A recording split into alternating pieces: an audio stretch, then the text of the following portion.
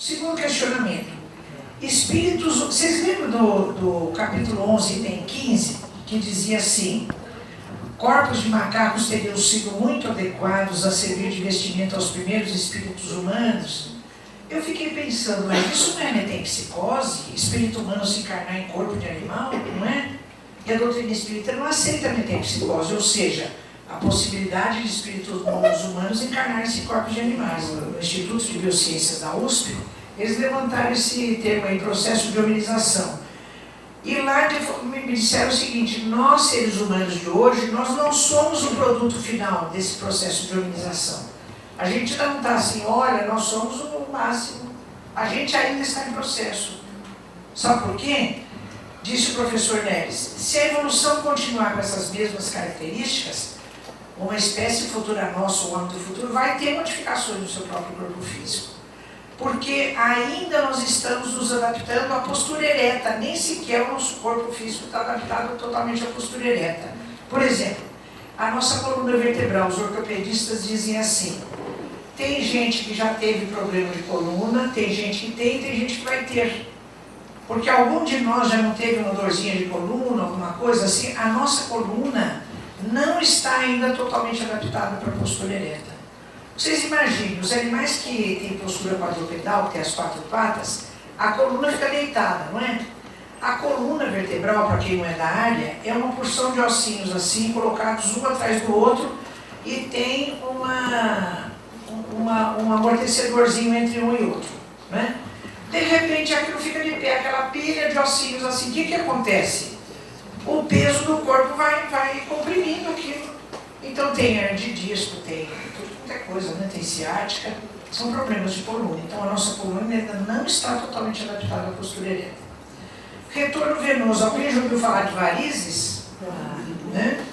Especialmente as pessoas que trabalham muitas horas de pé, as mulheres que tiveram gravidez múltiplas. Então o retorno venoso, ele é prejudicado ainda porque não está totalmente adaptado. Vocês imaginam uma pessoa grávida, né? Um bebê de 3 kg, 3,5 kg na barriga. Já normalmente a postura ereta dificulta o retorno venoso lá de baixo para cima.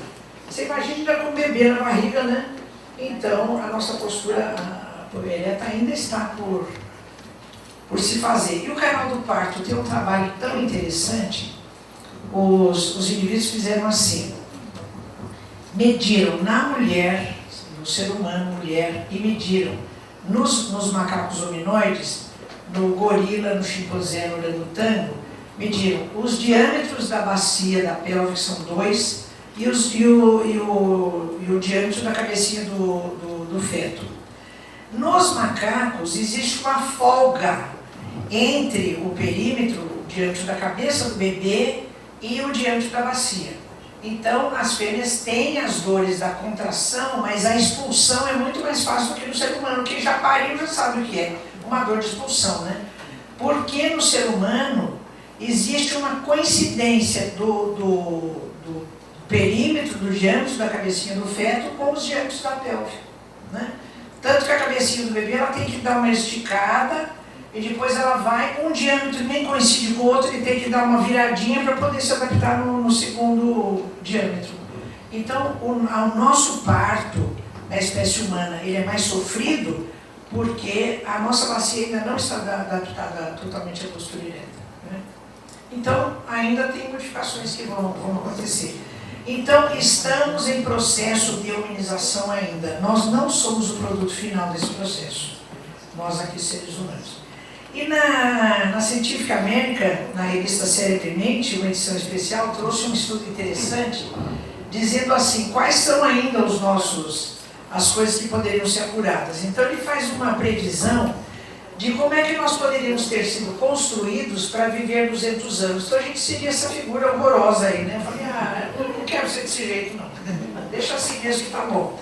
Então é assim, para evitar essa sobrecarga da coluna, o indivíduo a coluna teria uma inclinação para frente, a curvatura da região cervical seria diferente, o joelho, a dobradura do joelho seria para trás e não para frente, né? Parece uma coisa esquisita, né? As articulações teriam um amortecedor muito melhor, o nosso aparelho auditivo e os olhos também teriam uma configuração muito mais estruturada, então a gente poderia viver 200 anos, tanto que aos 100 anos nós ainda seríamos jovens, né? A gente não está preparado para isso, né? A gente já chega nessa idade e fala, puxa vida, né? Já vivi tanto, já fiz tanto, agora estou à disposição, né? Mas bem que chega a hora a gente fica meio assustado, né? Bom, então, isso tudo para dizer que são previstas modificações ainda no corpo do ser humano. Então, na Gênesis capítulo 23, eu achei essa muito interessante. Está escrito lá assim: embora isto fira seu orgulho,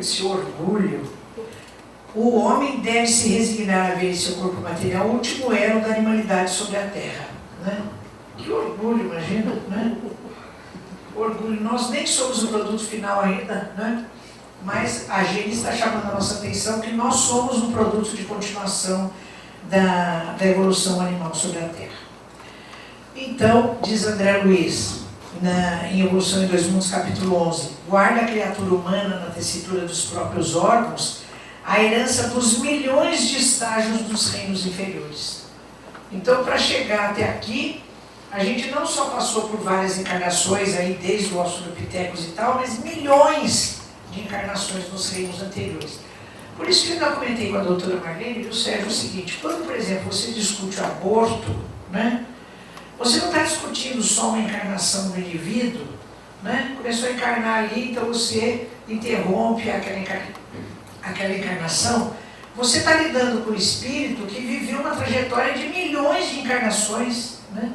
É uma coisa muito mais grandiosa e que merece muito mais respeito do que, como dizem algumas pessoas, é só um amontoadinho de célula, uma coisinha que ainda não é nada. Como não é nada?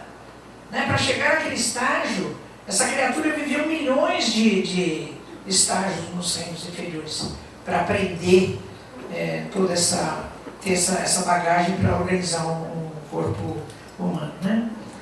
Então, hoje nós temos que ver os animais de maneira diferente. Não são máquinas cartesianas, não estão à nossa disposição, né?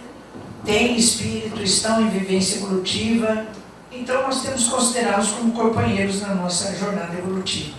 E quando eu falo disso, eu gosto de lembrar algumas pessoas que já tinham esse despertamento, né, para esse conceito. Um deles é José do Patrocínio. Vocês se lembram de José do Patrocínio como? Abolicionista, isso mesmo, né? A história de José do Patrocínio é muito bonita. Ele era filho de uma escrava negra, nasceu em 1854 e desencarnou no início do século, 1905. Filho de uma escrava negra e de um padre, que certamente não lhe conferiu a paternidade, mas permitiu que ele se criasse um ambiente da sacristia da igreja e ele se aculturou dessa maneira. Na adolescência ele foi para o Rio de Janeiro, se tornou jornalista, e ele escrevia num jornal, ele tinha uma coluna todo dia. Esse jornal se chamava A Notícia, quem quiser pode procurar na internet. E várias vezes ele escreveu matéria defendendo os animais, se sensibilizando com o sofrimento dos animais. Num deles ele escreveu: eu tenho pelos animais um respeito egípcio. Penso que eles têm alma, ainda que rudimentar, e que sofrem conscientemente as revoltas da injustiça humana. Ele estava escrevendo um texto, que eu não sei se é esse, ele se sentiu mal, caiu sobre o texto e desencarnou. Então o último ato desse nobre brasileiro foi também pela libertação dos escravos animais, né? Eu tenho por ele o maior respeito. Então, o nosso tributo, o nosso respeito a esse brasileiro, esse bravo brasileiro José do Patrocínio. Então, isso tudo que a gente viu acaba desembocando no que eu chamo de implicações éticas, né, Janine? Quando a gente vê que os animais são seres, espíritos em evolução, eles sentem, eles têm sensibilidade, eles têm memória, eles têm todos esses atributos que a gente viu, a gente tem que rever todas as nossas atitudes em relação aos animais. Por exemplo, eu vou pedir para vocês, nunca mais comprem ingresso para circo que trabalhe com animais. Então, é circo, tem animal? Você fala, hoje vou ver televisão, vou fazer outra coisa. Né? Porque a gente tem como se divertir que não à custa do sofrimento dos animais. Então tem uma porção de coisa aí que a gente pode rever, né? E eu estou terminando essa parte, depois eu quero interagir com vocês pelas perguntas, trazendo uma fala de de Carver-Schutt, nesse livro Gênese da Alma, onde ele conta muitos casos relativos aos animais, né? E esse capítulo se chama Apelo em Favor dos Animais. Eu fiz uma sinopse, um resumo. Não está saindo o som, mas do ladinho. E ele põe assim: vós que vedes luzes nestas letras que traçam a evolução espiritual, tende compaixão dos pobres animais.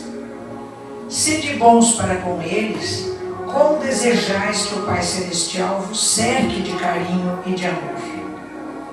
Não encerreis os pássaros em gaiolas, renunciai às caçadas, acariciai os vossos animais, dai-lhes remédios na enfermidade e repouso na velhice. Lembrai-vos de que os animais são seres vivos, que sentem, que pensam, que se cansam, que têm força limitada, que adoecem, que envelhecem. Os animais são vossos companheiros de existência terrestre. Como vós, eles vieram progredir, estudar, aprender. Sede seus anjos tutelares, sede benevolentes para com eles, como é benevolente para com todos o nosso Pai que está nos céus. Então nós nos lembramos da figura de Jesus, né? Que nasceu num estábulo cercado de animais. E nós vamos dizer a Jesus: Jesus, levanta os nossos espíritos à majestade do teu reino, infunde em todos os nossos sentimentos a luz do teu imenso amor e ajude-nos a entender, a respeitar e a amar os animais, né? É isso que eu trouxe para vocês na noite de hoje. E podemos agora, Sérgio, interagir aí e ver perguntas e fazer questionamentos, viu, Janine? Tá bom? Bem, gente, vamos ficar à vontade agora, aproveitar a RPM. Bastante perguntas. Ah, sim, o senhor já tem uma pergunta, né? Quero dizer uma coisa e fazer uma pergunta. Pois não.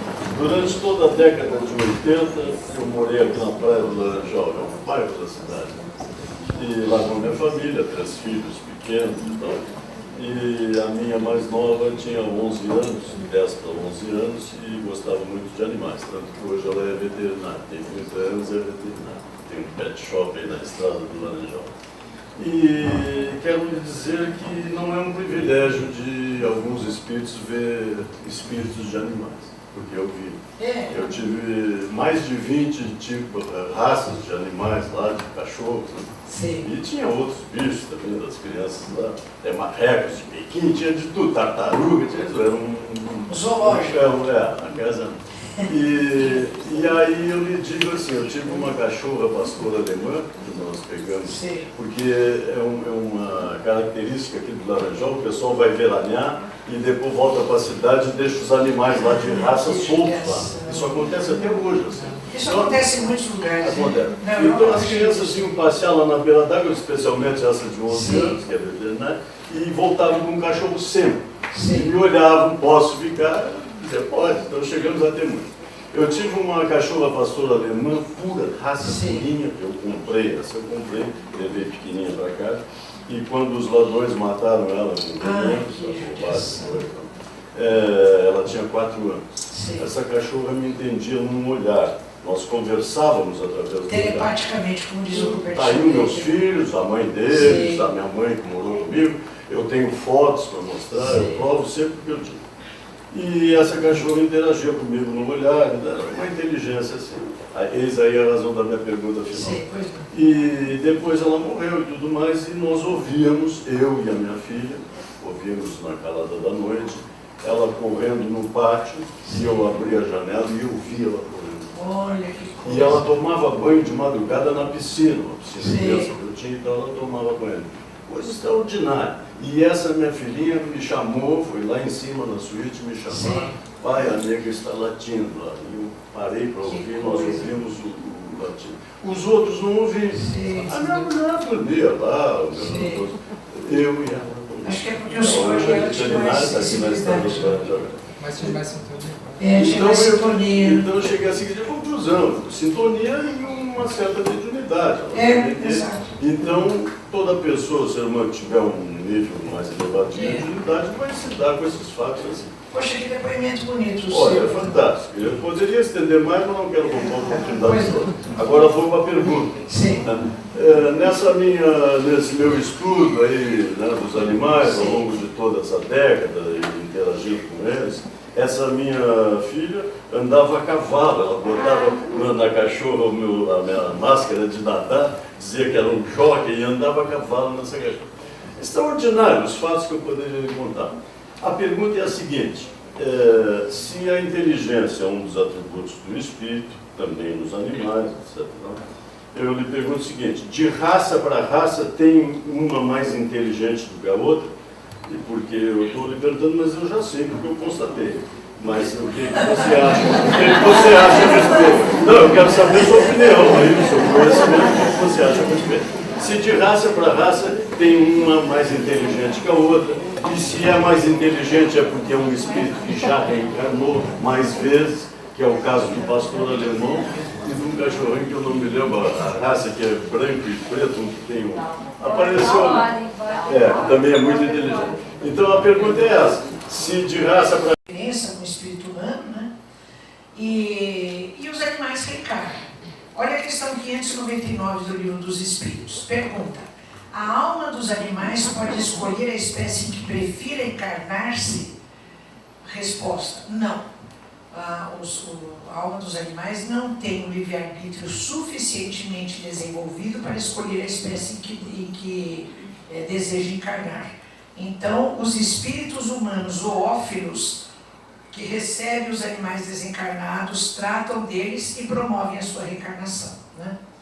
Na 601, os animais seguem uma lei progressiva como os homens? Essa questão está se referindo à reencarnação porque ela vem na sequência.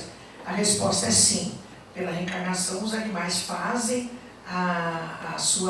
seguem uma lei progressiva exatamente como os seres humanos. E pus esse caso também para lembrar de contar para vocês. O Divaldo, cada vez que ele me veio e fala: Ervino, eu tenho mais um caso, ele me conta mais um caso, né? Então ele contou o seguinte, que Chico Xavier tinha um cachorro que se chamava Dom Pedrito. O Dom Pedrito morreu atropelado.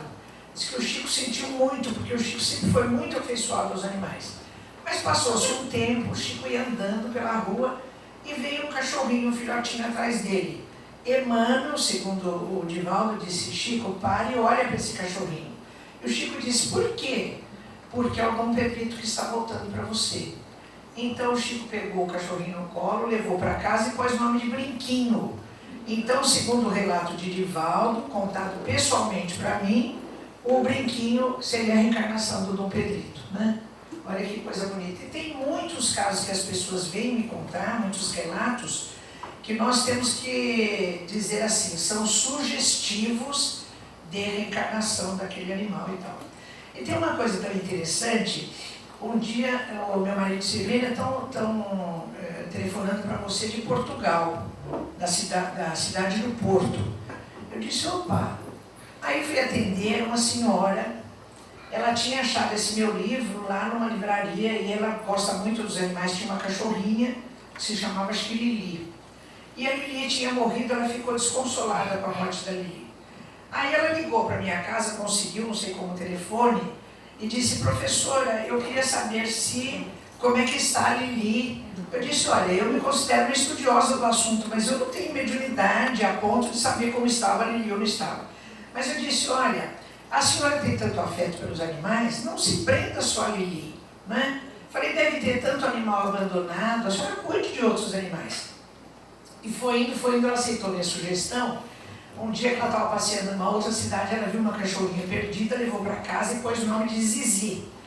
Então ela tornou a me ligar para saber que ela dizia: não, a professora há de ter uma inspiração se a Zizi é a reencarnação da Lili. Eu disse: olha, não importa isso, né? O importa é o amor que a senhora deu para a Lili e agora vai dar para a Zizi, o amor é que importa. Não importa se é o mesmo espírito, né? Mas são casos realmente muito interessantes e talvez sugestivos. Nesse livro do Ramiro Gama, ali dos casos de Chico Xavier, tem uma cena em que ele está conversando com o Ramiro Gama, se lembra do Lorde, está contando os casos, e ele faz essa expressão, né? Ah, sim, os animais têm alma e valem pelos nossos melhores amigos, né? Então o Chico tinha muita consideração por isso. Bom, Além da inteligência, vamos ver alguns outros atributos da alma dos animais. Por exemplo, vamos falar de instinto e inteligência. Na Gênesis capítulo 3, itens de 11 a 13, então, existem alguns trechos tratando desse assunto, inteligência e instinto. Então, lá está escrito o seguinte: o animal carniceiro é impelido pelo instinto a nutrir-se de carne, porém as precauções que ele toma em relação às circunstâncias do momento, sua previsão em como desempenhar o papel no momento, são atos de inteligência, né? Eu sempre sublinhei isso para destacar. Então eu fico surpresa que a Gênesis, a primeira edição da Gênesis, vocês se lembram que data é? 1868. Imagina Kardec e os espíritos aqui já estão falando de inteligência dos animais, quando a ciência acadêmica, a partir da década de 60, é que começou a produzir trabalhos demonstrando cientificamente que os animais são seres inteligentes, né? Porque aquela história, não, deixa ser coisa, né? Sem alma, sem nada, para a gente poder usar e descartar sem nenhum remorso. Então, imagina, mais de 100 anos antes, a doutrina espírita já falava que os animais eram seres inteligentes. Olha na questão 73 do Livro dos Espíritos. Kardec pergunta: instinto é independente da inteligência? Eu fiquei surpresa com essa pergunta. Olha que pergunta. Instinto é independente da inteligência? Resposta: não. Outra surpresa para nós, né? Porque culturalmente a gente diz assim, o ser humano tem raciocínio, tem inteligência, tá? Os animais agem só por instinto, não é isso que a gente ouve? Olha a resposta do Livro dos Espíritos. Não, instinto é uma espécie de inteligência. É uma espécie de inteligência. Então hoje eu faço a seguinte leitura. Eu acho que, e o André Luiz fala muito isso também no Mundo Maior, quando ele fala dos 3 andares da casa mental. O ser vai aprendendo as coisas, né? Aprende a sobreviver, aprende a se reproduzir, aprende a se defender, vai aprendendo. As coisas que ele já aprendeu e já automatizou, ele guarda no arquivo de memória, numa gaveta e põe o rótulo instinto. Então o instinto corresponde àquilo que o ser vivo já aprendeu a fazer, aquilo para ele já é corriqueiro, ele faz automaticamente. Isso que é instinto, né? É como andar de bicicleta. Então eu não sei andar de bicicleta, eu vou aprender. Aí eu aprendo a andar, eu pego sobre a bicicleta e saio andando. Então essa coisa que você já aprendeu, automatizou, você joga nessa gaveta cujo rótulo está escrito lá instinto. Mas é uma espécie de inteligência. Por que Kardec fez essa pergunta? Isso tem assim uma conotação importante, porque mesmo no século XVII, Descartes, que foi um filósofo que, um dos indivíduos que promoveu a chamada Revolução Científica do século XVII, ele ainda considerava os animais, por influência religiosa, como seres sem alma, como máquinas automatizadas, dizendo que a sensibilidade, a inteligência, como atributos do espírito, eram só da alma humana, porque só quem tinha alma eram os seres humanos, aliás, quase que eram só os homens, né? A gente pegou uma rabeirinha aí, também veio ter alma a partir do século VI. Mas então, essa noção de que os animais eram máquinas automatizadas, instintivas, ela permeou toda a nossa cultura, e até hoje a gente tem esse resíduo. Então, por isso que essa pergunta de Kardec foi muito oportuna, se instinto é diferente de inteligência. E a resposta é essa: instinto não é independente de inteligência, é uma espécie de inteligência. Bom, quando a gente fala disso de instinto e de inteligência, eu achei oportuno trazer essa pergunta 849 do Livro dos Espíritos. Kardec pergunta: qual era o homem em estado selvagem? Entenda-se esse selvagem, não selvagem íntimo, homem primitivo, a faculdade dominante, o instinto ou o livre-arbítrio, né? O livre-arbítrio já está relacionado a funções cognitivas. Olha a resposta: o instinto.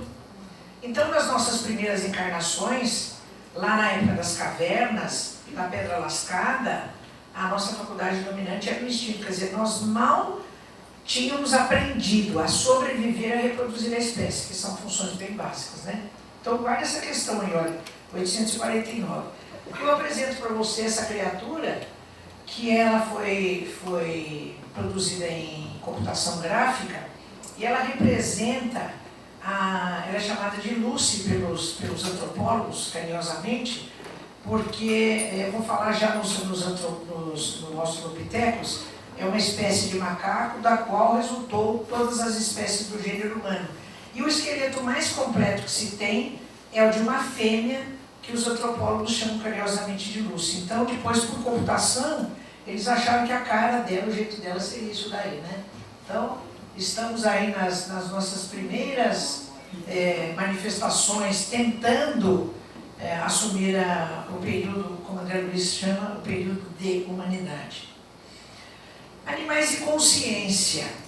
Então a gente fala, puxa, os animais têm espírito, os animais reencarnam, os animais têm inteligência, mas consciência, olha, vamos lá em Emmanuel e André Luiz. Emmanuel, em Alvorada do Reino, ele diz o seguinte: no reino animal, a consciência, a afeição de crisálida, movimenta-se em todos os tons do instinto e vai por aí afora, né?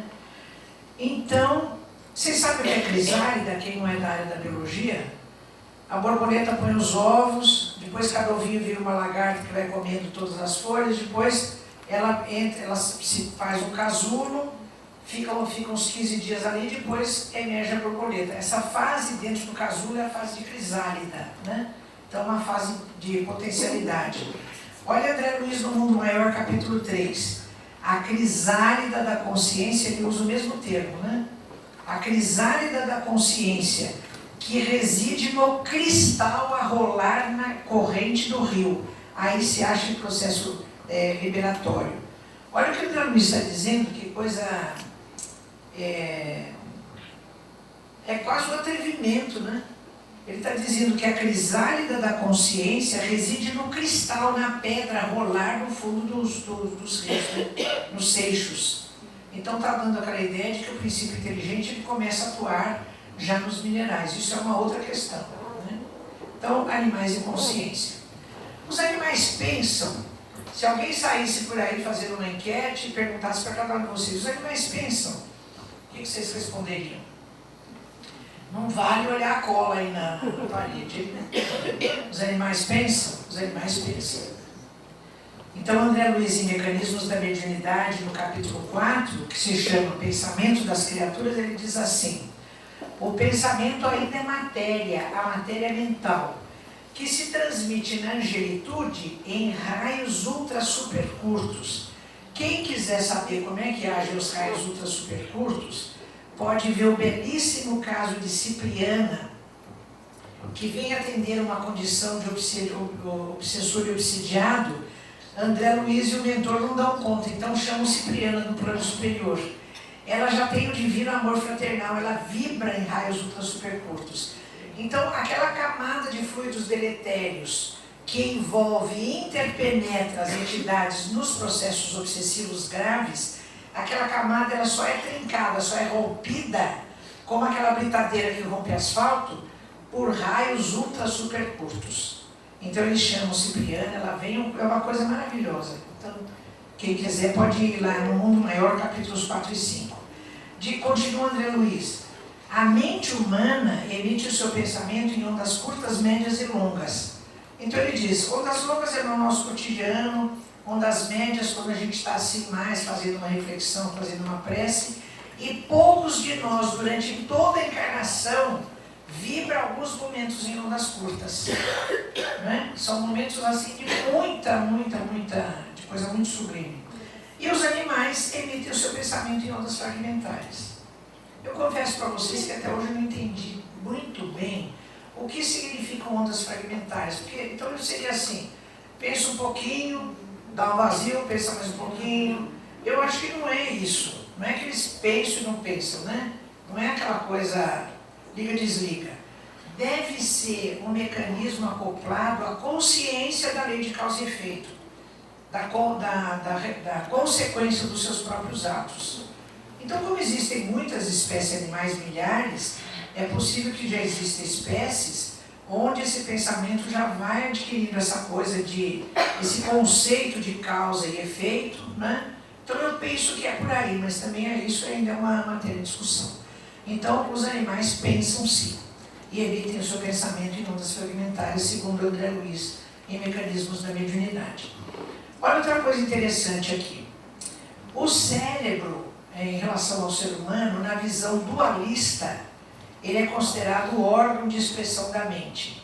Eu digo visão dualista porque dentro da neurociência existem duas correntes. Na visão dualista, considera-se que existe o corpo físico, o cérebro, e a mente é uma outra dimensão separada do corpo físico, né? Mas existe uma outra corrente muito forte na neurociência, que é unicista ou monista materialista, que acha o seguinte: só existe o corpo físico, o cérebro, e essas coisas como pensamento, consciência, vontade, são produtos do metabolismo celular, são chamados epifenômenos cerebrais. Por exemplo, um grande defensor dessa corrente monista materialista é o neurocientista português radicado nos Estados Unidos, Antônio Damasio. Damasio, ele diz assim no livro que se chama O Erro de Descartes. Ele diz que nós temos o nosso cérebro e por isso pensamos. Tanto que ele quer inverter o raciocínio cartesiano. Ele chama o erro de Descartes. Descartes disse: eu penso, portanto existo. Ele quer inverter, ele disse: eu existo, tenho cérebro, portanto penso. Então eu aqui, modestamente, fico pensando assim comigo: se eu ainda tiver tempo nessa encarnação e tiver competência, eu vou escrever um livro que vai se chamar O Erro de Damasio, né? Porque não é por aí, né? Ele pode elucubrar o que quiser em termos hipotéticos, mas não colocar no livro dele, como ele coloca, isso como ser uma verdade científica, né? Aí que está o erro de Damasio. Então, vamos lá.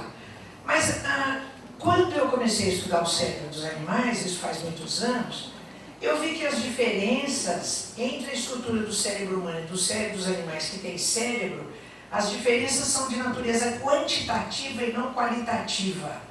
Eu costumo comparar assim.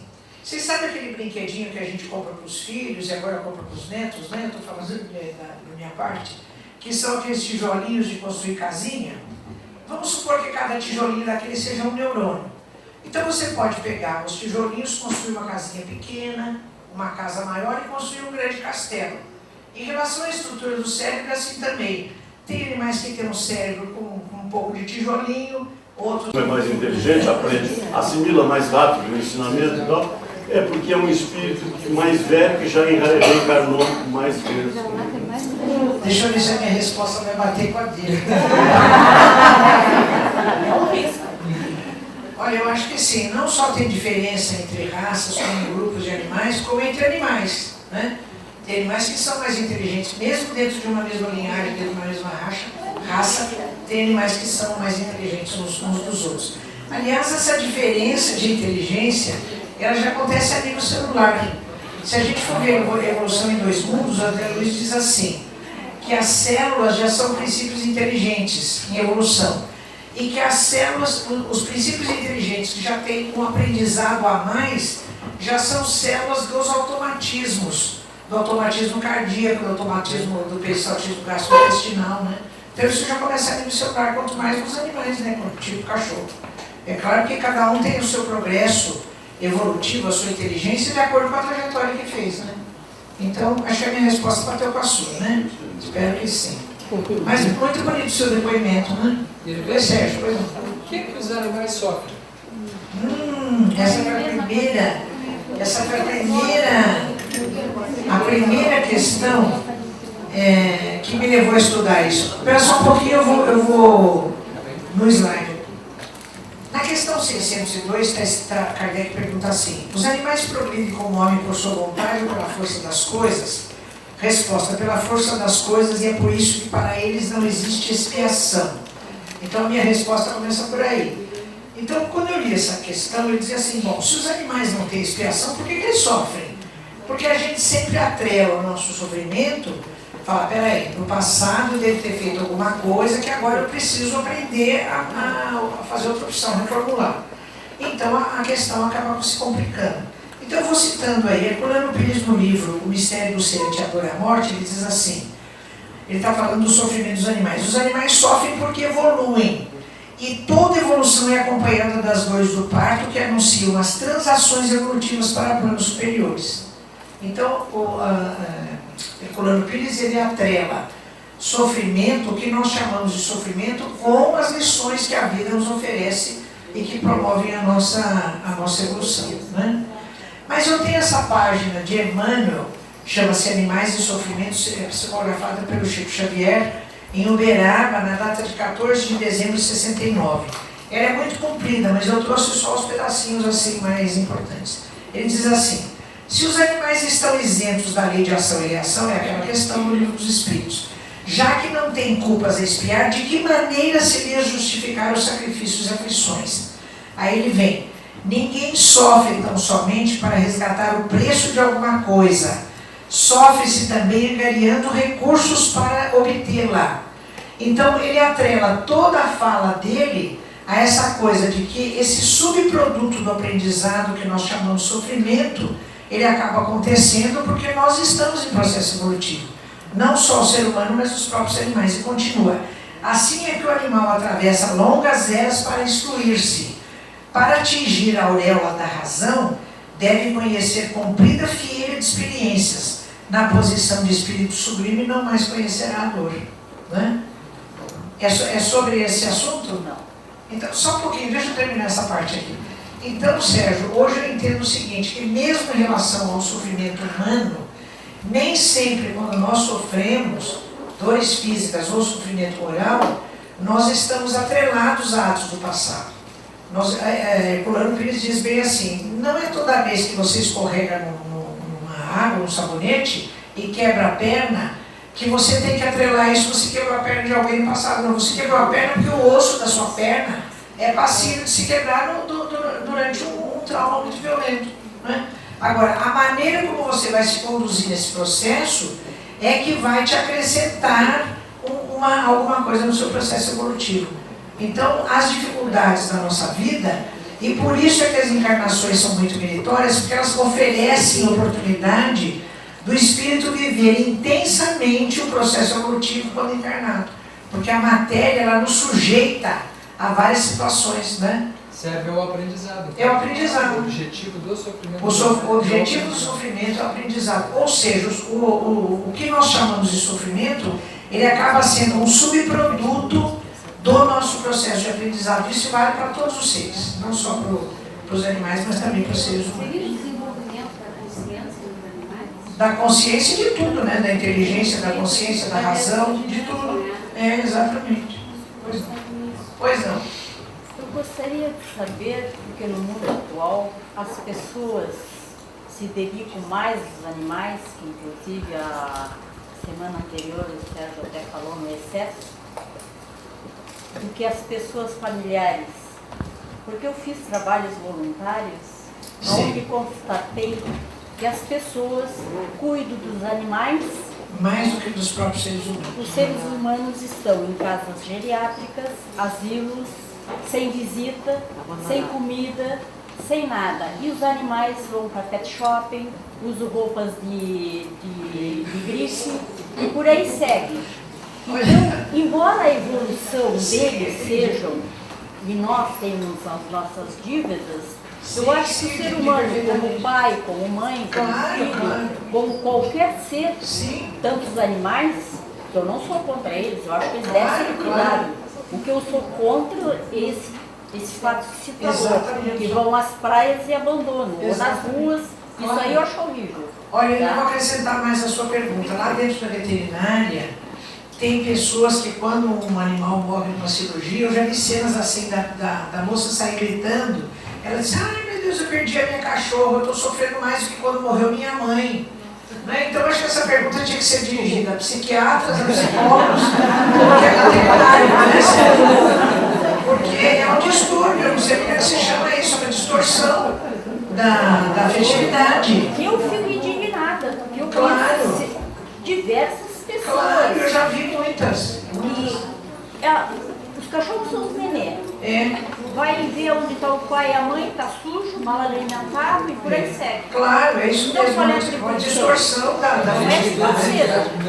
É o psiquiátrico, porque a nossa afetividade vai se desenvolver para tudo, até para as plantas, para a natureza, para os animais, para os seres Eu humanos. queria uma resposta, É um Então, vai trabalho ser- paralelo. em geral, só para tentar dar um... Sim. Eu tenho a impressão seguinte, que o ser humano, nós... Você quer falar disso? Rapidinho, eu vou tirar o lugar dele, né? Mas assim, ó, só para... Eu acho que o Essa ser humano, pergunta é de ordem nós, psiquiátrica mesmo. nós somos muito vocacionados a só dar de quem nós recebemos. Então, os animais, eles são incondicionais no amor deles. Então, é mais fácil se dedicar para um animal, porque é certo que vai ter uma resposta afetiva, do que é um ser humano, que a gente pode ter ou não, e às vezes até o contrário. O ser humano muitas vezes não nos responde. Então, se eu der carinho para um cachorro, ele vai me responder sempre com carinho. Se eu der carinho para um ser humano, eu posso ter ou não. Entre ter um carinho ou não ter um carinho, eu acaricio o cachorro. Nossa, sério. Não estou justificando, mas eu acho que isso faz parte da nossa transição evolutiva, que nós ainda não aprendemos o amor incondicional. Então, mas, Mas é à custa disso que se faz aquele trabalho que é chamado, às vezes, impropriamente de zooterapia, né? Hoje em dia a gente diz terapia mediada por animais. Então tem animais que são levados a hospitais, são usados cavalos. E uma das coisas que os psicólogos relatam é isso, que a pessoa que interage com o animal, ela fica com a sua autoestima aumentada, porque ela recebe do animal esse amor incondicional, né? Exatamente o que você falou. Só que Jesus nos ensinou a amar os inimigos, a não depender. A não depender disso, mas é ainda uma coisa primária do nosso psiquismo, né? Mas isso é uma coisa do ser humano que não é evolutivo? Não. Claro que não, claro que não. O Sérgio acabou de dizer, é um distúrbio psiquiátrico. E o pior é que atualmente deve regular 80% ou 90%, então... Tem muita disso. É verdade. Pois não. E é em nome dessa distorção do ser humano que a gente tem, eu fiquei chocada quando soube, nos Estados Unidos, as fábricas de animais, que criam cachorros, né? Então eles têm cadelas que são as matrizes, vivem em gaiolas, apenas para reproduzir. Isso aqui no Brasil também é feito. Pois é. Muito disso. Então, é em nome desse afeto que a gente não consegue ainda dar para um outro ser humano, que a gente, de uma certa forma, patrocina essas fábricas absurdamente desumanas. Bom, eu acredito que em Pelotas já tenha mais pet shop do que farmácia para atender doente.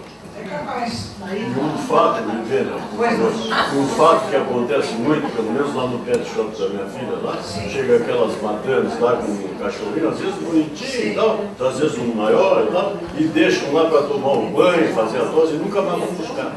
Aí ela liga, ela agora adotou o seguinte, ela cobra adiantado, cobra bem, quando ela desconfia que a pessoa... E aí ela liga e tudo, e a mulher diz assim, eu não quero mais, eu já até ganhei um outro, não sei o quê, não quero mais, esse aí tu vende, aí tira o dinheiro do banco. Mas tem de tudo, né? Tem de tudo. Pois não. Eu queria complementar o que você falou. Sim. Aí, agora complementando o que ele falou também, cara, aí entra muito o modismo. Cada vez mais, aí entra o ser humano pela necessidade da vaidade dele. Né? Então, agora está começando, já um tempo para cá, o modismo, né, de cuidar dos animais. Só que é um cuidado entre aspas, conforme ele disse. Né? Para ostentar, parece que o animal está sendo um bibelô, um brinquedo, parece. É uma coisa terrível que as ONGs protetoras de animais estão tomando muito cuidado em orientar as pessoas, porque as pessoas que têm esse distúrbio psiquiátrico, Sérgio, estão fazendo assim uma tentativa de humanização dos animais. Então, assim, os animais fazem casamento, vestem aquelas roupinhas, almoça na mesa, tem a sua cadeira, o seu guardanapo e tudo, dorme na cama das pessoas, quer dizer, cachorro é cachorro, gato é gato, gente é gente, cada um tem que ser o seu papel no contexto afetivo. Nós estamos com sérios problemas. Como? A gente está com sérios problemas, porque as pessoas têm os animais, dão todo esse trato para os animais mas na sua casa elas usam sair com os animais passearem na rua e não recolhem Pois nada. é. Não, eu São sei. madames para São terem distúrbios cachorro, mesmo, são são distúrbios. apenas brinquedos de emergência. É, eu Tem que sei, cuidar. mas isso não é só aqui, não. As Tá em todo calçadas é lugar. um monte. E quanto contamina o ser humano, né? É. Pois não, deixa eu só me terminar. Foi uma colocação para quem quer fazer pergunta. Sim, Nós sabemos da influência grande de sentimentos na relação saúde-doença sim. no homem. Né? Eu queria saber de ti assim, o que tu acha disso em relação aos animais, principalmente nas raças, exemplo, tipo poodle. Por que o poodle, pela raça, tem uma explicação para isso? Ele tem uma necessidade relacionada a afeto, ao sentimento, pelo que eu observo, não entendo muito de cachorro, mas que eu observo muito maior que em relação às outras raças. E até mesmo em relação ao modo como eles adoecem. Né? Tem alguma colocação a respeito disso? Influência de sentimento em relação a isso? Lá em São Paulo eu criei um movimento, viu, Sérgio, que já faz um ano, se chama Medicina Veterinária e Espiritualidade, com a sigla VEDVESP. Já está sendo transmitido pela internet, depois quem se interessar eu passo o contato. Mas nessa semana passada nós tivemos uma palestra de uma veterinária que ela cansou tanto de atender cachorro que tinha a mesma doença do dono e os mesmos problemas, os mesmos transtornos psiquiátricos que os donos, que ela foi fazer psicologia, se formou em psicologia, se doutorou em psicologia e hoje ela trata do ser humano como psicóloga e trata do coitado do cachorro, né? Então, eu não sei se por esses campos mórficos ou telepaticamente, o cão que convive muito com o ser humano e que tem essa relação afetiva, ele acaba tendo às vezes as mesmas doenças que as pessoas, né? Uma coisa impressionante. E eles devem ter um desgaste energético em relação a essas pessoas que têm distúrbios comportamentais, que acaba se refletindo no seu próprio corpo físico. Eu vou antecipar uma coisa aqui, Sérgio, que está sendo motivo para nós lá de estudos ainda em São Paulo.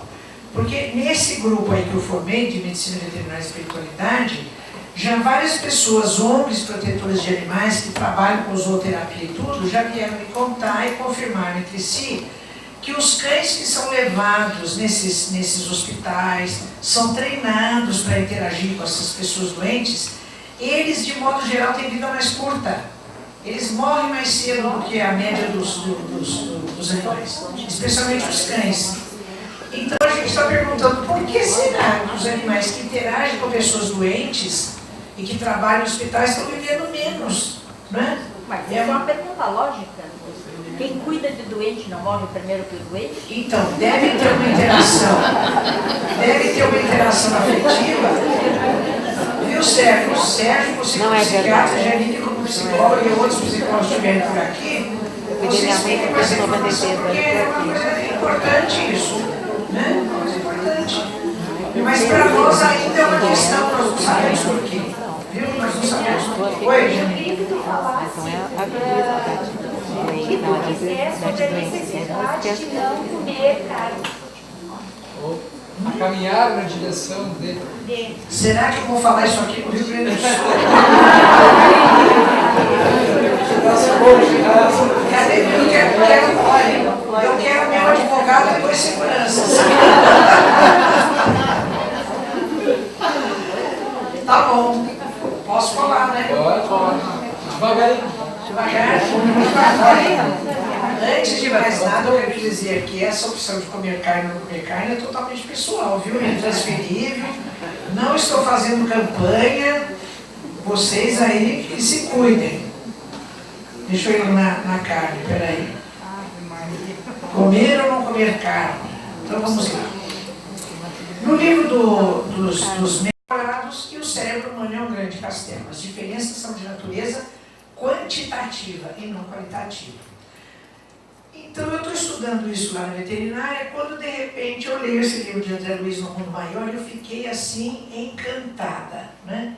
Porque nos capítulos 3 e 4, André Luiz diz assim: o cérebro é o órgão sagrado de manifestação da mente, em trânsito da animalidade primitiva para a espiritualidade humana. Eu disse, meu Deus do céu, achei a fonte que eu queria, né? E aí fui por aí estudando uma porção de coisa. Eu gostaria que vocês guardassem essa data. A primeira edição desse livro de André Luiz, No Mundo Maior, é 1947. Guarda no bolsinho aí que daqui a pouco eu vou perguntar para vocês outra vez, hein? 1947. Bom, então vamos lá. Então eu fui estudando isso daí, o cérebro vai se organizando e vai se formando aí. Então existe um denominador comum entre todas as espécies que têm cérebro. Então, as nossas conclusões até aqui do que a gente estudou, vamos rever juntos para ver se vocês concordam comigo? Com base na doutrina espírita, né? nas obras que eu citei. Os animais têm espírito, ou melhor que seria dizer, os animais são espíritos encarnados em corpos de animais. Os animais reencarnam e evoluem. Tudo bem? Os animais são seres inteligentes. Inteligência é atributo do espírito. E instinto é uma espécie de inteligência. Nos animais já existe um despertar da consciência, lembra da crisálida? Nos animais existe a expressão do pensamento em ondas fragmentárias, ou seja, o pensamento é fragmentário, e nós podemos considerar também nos animais o cérebro como órgão de expressão da mente, segundo André Luiz no Mundo Maior. Tudo bem até aqui? Bom, vamos para frente. Quando eu estudo alguma coisa, eu gosto de ver o que a ciência acadêmica, como a ciência acadêmica enfoca esse assunto. Então, o que a ciência será que quer dizer sobre tudo isso que nós observamos na doutrina espírita? Então, a ciência, ela usa essa seguinte frase: os animais são seres sencientes. Então, aquela história cartesiana que os animais eram máquinas automatizadas, máquinas instintivas, a ciência já colocou de lado. E hoje ela fala, desde a década de 60 para cá, os animais são seres sencientes. Esse termo sencientes vem do latim sensiens, que quer dizer que sente, que tem sensibilidade. E, consequentemente, nós temos que admitir que tem inteligência. Eu quero lhe fazer uma pergunta, se for possível. Vamos deixar para o final? É que tinha relação com a questão da inteligência. Então, mas o senhor guarda, por favor, que aí a gente discute no final, por favor. Então, os animais, todo ser que sente, ele tem que ser inteligente também. Porque você pega, por exemplo, uma ameba, que é um ser unicelular. A ameba está lá no meio líquido. Se você colocar um agente qualquer ali, que seja, por exemplo, uma partícula de alimento, ela vai reconhecer a partícula de alimento e ela vai emitir um pseudópodo e vai englobar aquele alimento. Se você puser um agente aversivo, ela vai ter um comportamento de retirada para trás. Ora, para sentir aquilo se é bom ou se não é bom, ou ter prazer ou não prazer, não sei quanto que a ameba tem de prazer ou não nisso, ela tem que ter uma função cognitiva para identificar o estímulo, né? Então, o sentir ele não é uma coisa isolada, ele está acoplado à função cognitiva. Então, quando a gente diz que os animais são seres sencientes, nós estamos automaticamente dizendo que os animais são seres inteligentes também, né? Não é uma coisa separada. Então eu vou passar meio depressa uma porção de referências, só para vocês terem ideia de quanto trabalho e quanto estudo existe a respeito dessa questão da senciência dos animais e da inteligência dos animais. Por exemplo, eu escrevi um capítulo aqui, olha, está vendo meu nome aqui, Bênia Prada? Nesse livro, Instrumento Animal, Uso Prejudicial de Animais no Ensino Superior, patrocinado pela International. Então, o meu capítulo é: os animais são seres sencientes, viu? Eu estou mostrando porque vocês quiserem saber mais a respeito disso. Do ponto de vista acadêmico, eu coloco tudo nesse capítulo aí. Mas tem muita coisa para frente também.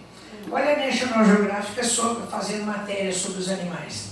Essa edição brasileira, mas tem a edição em inglês, né? Os animais surpreendem, mentes que brilham. Os animais são muito mais espertos do que vocês imaginam. Essa matéria está muito bonita e tem dados muito interessantes. Esse livro, O Parente Mais Próximo, do Roger Fuchs, o Roger Fuchs é um biólogo americano. Durante mais de 30 anos, ele ensinou chimpanzés a linguagem gestual dos deficientes auditivos. Essa linguagem tem mais de 150 sinais. Os chimpanzés aprenderam todos os sinais e aprenderam a se comunicar livremente com os seres humanos e chimpanzé com chimpanzé.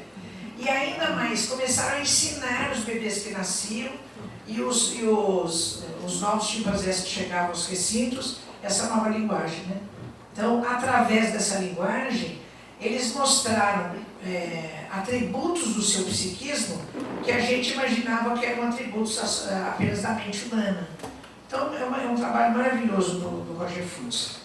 E lá em São Paulo, a Fundação de Amparo à Pesquisa do Estado de São Paulo financiou essa pesquisa, que, aliás, ela foi orientadora do professor César Hades, do Instituto de Psicologia lá da Universidade de São Paulo, que faleceu a semana passada, com 69 anos. Eu ofereço um tributo aqui ao professor César Hades. Ele morava na região ali da Avenida Paulista, e ele fazia a caminhada dele durante a tarde, e ele foi atropelado numa esquina da Avenida Paulista, entrou em coma, e entrou em morte cerebral e foi sepultado a semana passada, né? Ele que foi orientador dessa pesquisa. Os nossos macaquinhos muriquis, olha a pesquisa sobre a linguagem deles, ele quase fala. Eles ficaram impressionados sobre a riqueza dos macaquinhos muriquis, né? Mostrando que eles têm comunicação e têm um conteúdo rico na sua linguagem, tanto corporal quanto linguagem oral. E esse indivíduo, Gregory Bateson, eu acho que ele foi um divisor de águas nesse movimento de pesquisas, mostrando que os animais são seres inteligentes. Porque na década de 60, ele veio com esse enunciado: mente é o processo cognitivo de manifestação da vida. Porque antes se dizia assim, não, a mente é uma coisa só humana, e sensibilidade e inteligência são atributos da mente humana, né? Então, na Revolução Científica do século XVII, parece que eles combinaram assim: olha, como a ciência era misturada com a religião, atrelada com a religião, parece que eles combinaram aquele acordo: olha, a ciência vai ficar com o corpo e a religião fica com essa outra coisa, e a alma, seja o que for, né? E o Bateson teve o grande mérito de trazer novamente para o conteúdo da ciência o conceito de mente, que estava acoplado só à religião, né? Em relação aos animais. Então ele diz: mente é o processo cognitivo de manifestação da vida. Com isso, foi conferida essa dimensão de mente a todos os seres vivos, né? Mente é o processo cognitivo de manifestação da vida. Quer dizer, todo ser vivo sabe viver, sabe se reproduzir, sabe se alimentar. Então, é mais ou menos por aí. Então, nesse livro, A Pré-História da Mente, as origens cognitivas da arte e da ciência, fazendo um estudo bonito também a respeito da mente dos macacos antropóides. A mente dos cães, as mentes dos animais, do Dorothy Griffin. Tem uma porção de coisa boa aí. E o Rupert Sheldrake, que é um biólogo inglês, também tem trabalhos nos Estados Unidos, criador da teoria dos campos mórficos, que não é exatamente a mesma coisa, mas lembra o conceito de perispírito da doutrina espírita, né? Porque ele diz que esses campos mórficos são campos eletromagnéticos que os seres têm e que emitem ressonância de um para o outro, através dessa ressonância sendo possível a transferência de informação. Então, Janine, você que é psicóloga, e o Sérgio, enfim, o pessoal que é da área, eu acho que esse conceito, ele dá embasamento para o conceito de inconsciente coletivo do Jung, não é? Porque se existe essa matriz eletromagnética que dá expansões de um para o outro, é através desse mecanismo subliminar que as informações podem se processar, né? E entre os animais também acontece isso. Existem estudos muito bonitos mostrando isso, né? Então, ele luta pelo reconhecimento científico da sua tese, que foi de doutorado, sobre telepatia animal. Ele acha que os animais, especialmente os cães com quem ele trabalhou, comunicam-se telepaticamente com os seres humanos. Os cães são os animais que há mais tempo convivem com o ser humano. Foram domesticados há aproximadamente 12 mil anos. Então, acho que viveu tão junto que, né, estão se entendendo. E nesse livro, já traduzido para o português, Os Cães Sabem Quando Seus Donos Estão Chegando, ele fala sobre essa possibilidade de comunicação telepática entre a mente humana e a mente dos cães. Vocês se lembram daquele livro de André Luiz, que ele fala que o cérebro é o órgão de expressão da mente, o trânsito da animalidade primitiva com a espiritualidade humana? Qual é a data mesmo? Isso, muito bem. Bom, eu estava com esse livro de André Luiz na cabeça, quando eu estou lá procurando minhas coisas, estou com esse livro aí, do Paul MacLean, que foi um dos maiores neurocientistas das décadas de 50, 60 e 70. O cérebro trino em evolução. Então, neste livro do Paul MacLean, O Cérebro Trino em Evolução, ele dá um conceito de que o cérebro humano é formado por 3 partes herdadas do processo evolutivo dos animais.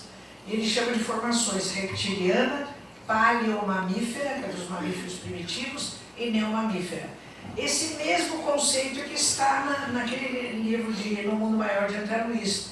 André Luiz diz que a nossa casa mental tem 3 andares e que cada andar interage com uma parte do cérebro. E fala tudo. Ele só não usa a expressão cérebro trino, André Luiz, mas o conceito é exatamente esse do Paul MacLean. Quer dizer, a obra espírita antecipou de 21 anos o conceito de cérebro trino. Muito bonito esse estudo, né? Muito bonito mesmo. Eu fiz um estudo disso, um paralelo disso, nesse meu outro livro, A Alma dos Animais, e eu não trouxe porque o enfoque é só acadêmico, né? Eu fiz um estudo mostrando que as diferenças entre o cérebro humano e os animais é de natureza quantitativa e não qualitativa. Bom, esse primeiro bloco, então, nós tratamos da questão se os animais têm ou não têm espírito, né? Outra questão que eu queria trazer para vocês é essa aí, olha. O espírito humano evolui do princípio inteligente dos animais, né? Vamos ver o que tem na obra espírita que eu achei. Kardec já tinha preocupação quanto a essa questão, porque no Livro dos Espíritos, questão 613, nós lemos o que está dito aí. Segundo alguns, o espírito não chega ao período humano senão depois de ter sido elaborado e individualizado nos diferentes graus dos seres inferiores da criação. Segundo alguns. Segundo outros, o homem teria sempre pertencido à raça, ao gênero humano, sem passar pela fieira animal. Essa mesma expressão, essa mesma dúvida, esse mesmo debate está na Gênesis capítulo 11, item 23. Né? Então Kardec já tinha essa preocupação. E outra coisa que eu queria lembrar para vocês é que Kardec e Darwin foram contemporâneos. Não é que coisa interessante.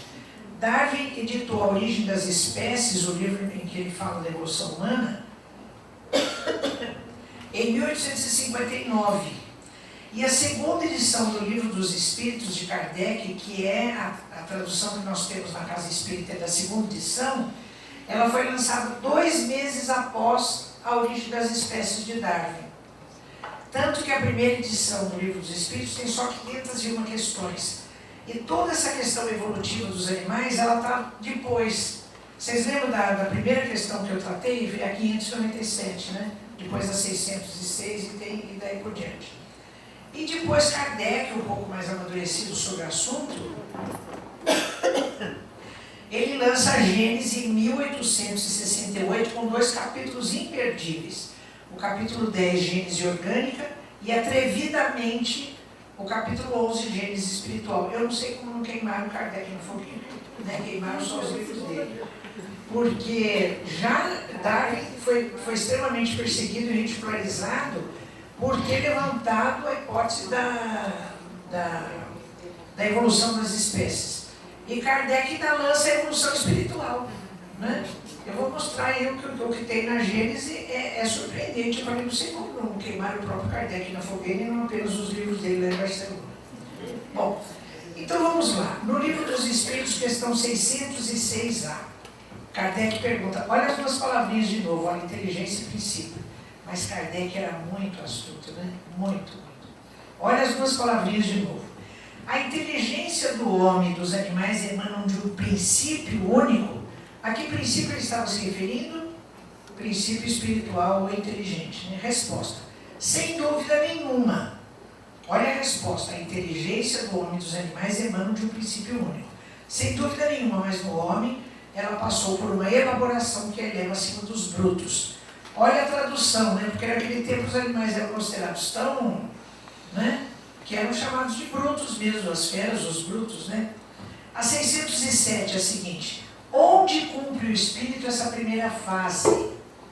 Ele está se referindo ao espírito humano. Onde cumpre o espírito humano nessa primeira fase? Resposta: numa série de existências que precedem o período que chamamos de humanidade. Então, essas duas questões, elas são afirmativas de que o espírito humano evolui da sequência evolutiva do princípio inteligente dos animais, né? Mas eu quero deixar isso ainda sob questão. Na 607A, Kardec pergunta a mesma coisa. A alma, eu estou esclarecendo, humana, teria sido o princípio inteligente dos seres inferiores da criação? Porque esse assunto era tão controvertido, era tão discutido, que Kardec torna a fazer a mesma pergunta, né? E a resposta é nesses seres, e aqui nesses 3 pontinhos continua, que estáis longe de conhecer inteiramente. Eu fico me pensando, põe longe nisso, né? Que o princípio inteligente se elabora e saia para a vida. É um trabalho preparatório, em seguida ao qual o princípio inteligente sofre uma transformação e se torna espírito. Então, a resposta está dizendo que o princípio é o mesmo. São 723, Kardec pergunta: a alimentação animal para o homem é contrária à lei natural? A resposta é um convite a comermos carne a vida toda. Qual é a resposta? Na vossa constituição física, a carne nutre a carne, pois do contrário o homem perece. A lei de conservação impõe ao homem o dever de conservar as suas energias e a sua saúde, para poder cumprir a lei do trabalho. Ele deve alimentar-se, portanto, segundo a sua organização. Na 720A, eu que trago por minha conta essa daí. Há privações voluntárias que são meritórias? Resposta: sim. A privação dos prazeres inúteis. Hoje eu tenho consciência que comer carne é um prazer inútil. Aliás, não só inútil, como prejudicial para tudo. Para a pessoa, para o animal e para o meio ambiente, né? Porque liberta o homem da matéria e leva a sua alma. Mas vamos para frente. Eu acho que essa pergunta 723, eu faço a seguinte leitura. É claro que o nosso próprio perispírito, que veio lá desde a época das cavernas, e a diferença entre o Homo habilis, aquele que a gente não sabe se está para lá de macaco ou para cá de ser humano, a diferença dele, que tinha só 1 metro de altura e pesava de 30 a 40 quilos, para o Homo erectus, que já tinha 1,70 m e pesava 70 quilos, que é bem o protótipo do homem hoje, a diferença entre um e o outro se fez pela ingestão de carne. Porque eles não tinham o que comer, então comia carne. É como o esquimó lá no Polo Norte. Vai comer o quê? Lá não tem verdura, não tem horta, não tem nada, ele tem que comer carne dos animais, né? Mas até hoje os chimpanzés são carnívoros. São carnívoros. Comem carne. Então, existe muita diferença dos grupos de animais, da oportunidade do seu nicho evolutivo, né? Do seu meio ambiente. Então tem uma porção de fatores aí. Mas vamos para frente. André Luiz, em Missionários da Luz, aliás, é o seu mentor Alexandre, que diz assim: a nossa inteligência, tão fértil na descoberta de comodidade e conforto, teria recursos de encontrar novos elementos e meios de incentivar os suprimentos proteicos sem recorrer às indústrias da morte. Eu deixei com a Janine um DVD do qual eu participei, que se chama Carne é Fraca. É promovido pelo Instituto Nina Rosa lá de São Paulo. É um depoimento de vários especialistas de todas as áreas sobre essa questão do comer ou não comer carne, né? Fica aí à disposição. A gente vai passar aqui. É. Então, ele continua assim: no capítulo da indiferença para com a sorte dos animais, somos verdugos cruéis. Verdugos cruéis. Então, ele está dizendo que antigamente não se tinha opção, já tinha essa coisa cultural de comer carne. O nosso próprio perispírito, Chico Xavier disse, ele vem de uma longa trajetória do indivíduo comendo carne. Então, é um assunto que nós temos que tratar com muita delicadeza. Agora, hoje nós já temos condição de recorrer a outras fontes que não as indústrias da morte.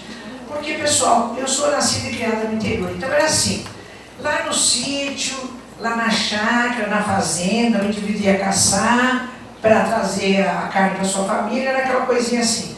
Depois que se industrializou a produção de animais e a matança de animais, aí a coisa perdeu o rumo, né? Então aí é que entrou, porque essa lei do equilíbrio, então você está lá no seu sítio, está lá no Polo Norte, eu não sei aonde, existe aquela coisa que é uma maneira harmônica de viver. Agora, depois que industrializou a coisa, então ficou muito ruim, né? Então vamos lá, André Luiz continua, Alexandre continua missionário da luz. Na qualidade de filhos endividados para com Deus e a natureza, devemos prosseguir no trabalho educativo, acordando os companheiros para a nova era, em que os homens cultivarão o solo por amor e utilizar-se dos animais com respeito, educação e entendimento. Então ele está nos convidando para uma nova era, quer dizer, tem jeito de fazer diferente, tem jeito de mudar. Ele diz assim: o aumento dos laticínios para enriquecimento da alimentação constitui elevada tarefa. Então, você pode usar produtos dos animais, mas sem matar os animais, né?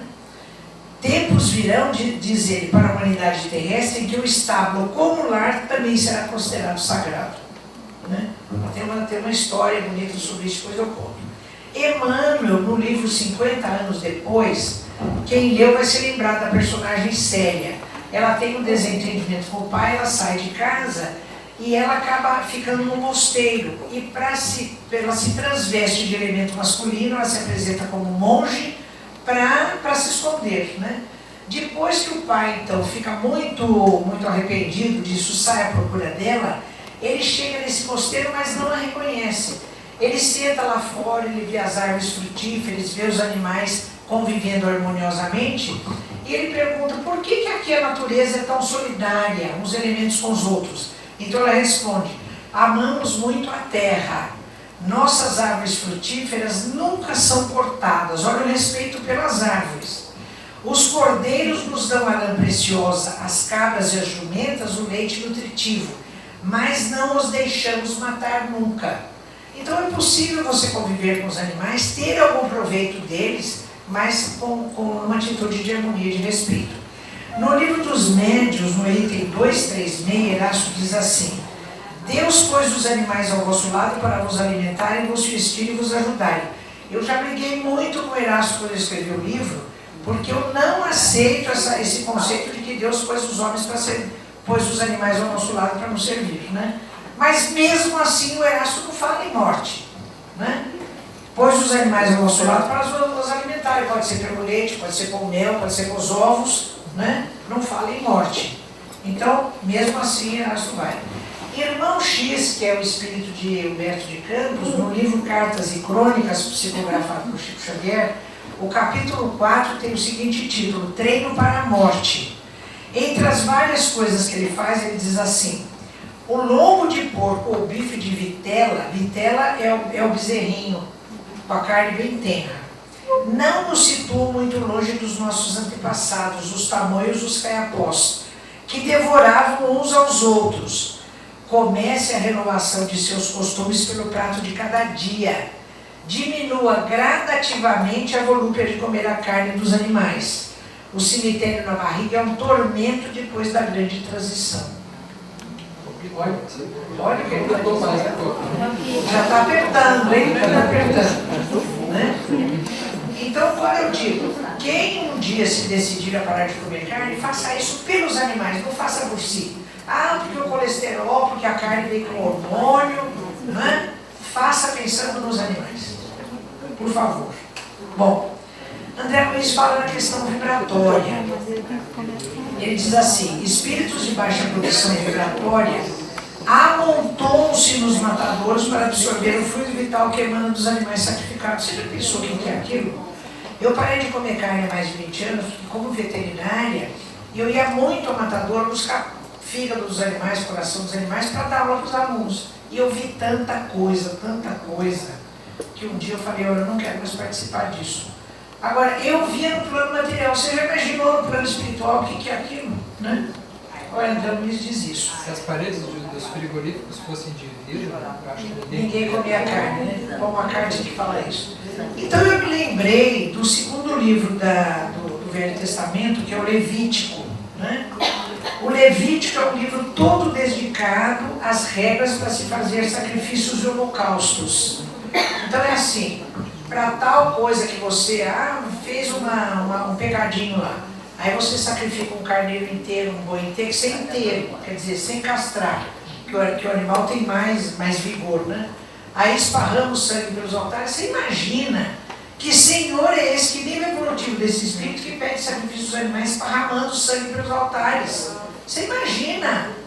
Então hoje nós que participamos dessa indústria da morte, de comer a carne dos animais, nós somos hoje o Senhor do Velho Testamento, que estamos coniventes com esse processo. Porque estão amontoados espíritos de baixa condição evolutiva lá, absorvendo o fluido dos animais que são batidos, né? Os animais que são sacrificados. Bom, vamos falar do ponto de vista nutricional. Eu tenho um genro que é veterinário, hoje ele está assim no topo da carreira em relação à parte de nutrição e doenças metabólicas e nutricionais. Então eu tive com ele e falei, Aulos, me atualiza em relação a essa parte nutricional do comer ou não comer carne. Então ele disse assim, quando a gente pergunta para as pessoas, por que vocês comem carne? Por exemplo, eu estou perguntando para vocês, por que se come carne? A proteína, né? A proteína. A proteína. Essa coisa de proteína é um mito. Você não precisa comer carne para se suprir de proteína. Então ele disse assim, o ser humano não precisa de proteína. O ser humano precisa de aminoácidos, que eu vou chamar de AAA, né? São 20 aminoácidos que existem, que são as moléculas formadoras de proteínas. Todos os 20 aminoácidos não são encontrados diretamente nos animais, são encontrados nos vegetais. Então, na cadeia trófica, que é a cadeia alimentar, existem os primários, consumidores primários são os herbívoros, os que comem os vegetais. E os consumidores secundários são os que comem os animais que comem os vegetais, né? Então, assim, os herbívoros, que são os consumidores primários, como é o caso do boi, como é o caso dos carneiros, das cabras, assimilam aminoácidos dos vegetais, ou de proteína microbiana, é o caso dos ruminantes. Eles fazem isso no rumen. São os animais maiores que existem no planeta. Então, tubarão, baleia, cavalo, boi, elefante, hipopótamo, rinoceronte. Porque você imagina animal, se esses grandes animais fossem carnívoros, né? E são os mais abundantes no ecossistema. Por exemplo, se a gente pegar lá nas savanas africanas, gnus, gazelas, viadinhos, existem aos milhares, né? Então são os mais abundantes na natureza, os animais maiores. Os carnívoros, que já são os consumidores secundários, o planeta não aguentaria enormes populações de carnívoros. Agora, só em relação a seres humanos, nós já somos 7 bilhões de seres humanos no planeta, né? Então, se nós, na sequência, nós temos que reformular a nossa alimentação, o planeta não vai aguentar 7 bilhões de seres humanos sendo consumidores secundários. Porque cada vez que você passa do nível trófico para outro, você perde em aproveitamento de energia. E eu vou mostrar por quê. Nenhum animal, nem o ser humano, sintetiza os 9 aminoácidos essenciais para o ser humano. Dos 20 aminoácidos, o ser humano precisa necessariamente de 9. Nem o ser humano, nem nenhum animal sintetiza esses 9 aminoácidos essenciais para o ser humano, que são triptofano, lisina, metionina, treonina, valina, fenilalanina, isoleucina, leucina e histidina. A fonte desses aminoácidos, seja para os animais, seja para o ser humano, é a mesma, os vegetais. Exatamente o que eu ia lhe pedir para falar isso aí. Eu tinha Então, um número assim, 8 como base, assim, mas são 9 então. Porque aí no casal, feijão e arroz, que tem que ser um casal, se você comer um separado do outro, não vai ter os 8 aminoácidos. No casalzinho feijão e arroz, básico do brasileiro, nós encontramos esses 8 aminoácidos aí, que a metionina tem no feijão e a lisina tem no arroz. Enfim. Eu já vou mostrar, quer ver?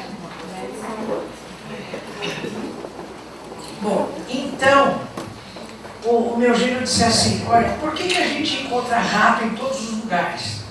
Porque o rato tem um metabolismo extraordinário, o rato excreta muito pouca proteína. Qualquer alimento que ele coma de proteína, ele aproveita. E ele falou, acontece que o ser humano tem um metabolismo melhor que o do rato. Então ele me mostrou essa tabela, olha. Em termos de proteína, o ser humano é melhor que o rato, porque ele precisa de menos aminoácidos e menos proteínas que o próprio rato. Então, olha, miligramas de nitrogênio, que é a base da proteína, por quilo de peso metabólico. Quilo de peso metabólico é um fator que eles usam nos estudos nutricionais, por dia. Então é assim, olha, vou começar de baixo para cima. O gato precisa desse quilo de peso metabólico por dia, 360, que é uma unidade. O cão, 210, o porco, 163, o rato, 128, o sagui, que é aquele macaquinho, 110, o ser humano, 62. Conclusão, nós seres humanos precisamos de muita pouca proteína para manter a nossa saúde, né? Porque em termos metabólicos a gente aproveita mais a proteína do que o próprio rato que vive em qualquer lugar. Bom, um indivíduo, segundo a FAO, né, que é o ramo da ONU que cuida da alimentação e da agricultura, numa tabela de 2007, um indivíduo adulto de 70 quilos, ele precisa de 2.000 quilocalorias por dia e 44 gramas de proteína. Então, meu genro disse assim, olha, num almoço de 650 gramas, por exemplo, esse indivíduo de 70 quilos já supre 35% dessa necessidade toda. Se ele comer 650 gramas de arroz, feijão e alguma coisinha, ele já vai consumir 700 quilocalorias e 15,4 gramas de proteína, das 44 que ele precisa. Então, o senhor falou do arroz e feijão, né? Olha só. Composição, segundo a TACO, que é a Tabela Brasileira de Composição de Alimentos. Proteína, grama de proteína, quilocaloria em grama, refeição por grama, aqui na dieta, quilocaloria e proteína. Então, vamos ver, o arroz. Se ele comer nessa refeição 450 gramas de arroz, ele já vai consumir 11,25% de proteína e vai ter 576 quilocalorias, das 700 que ele vai ter na alimentação. Feijão, ele vai ter 114 quilocalorias e 7,2 de proteína.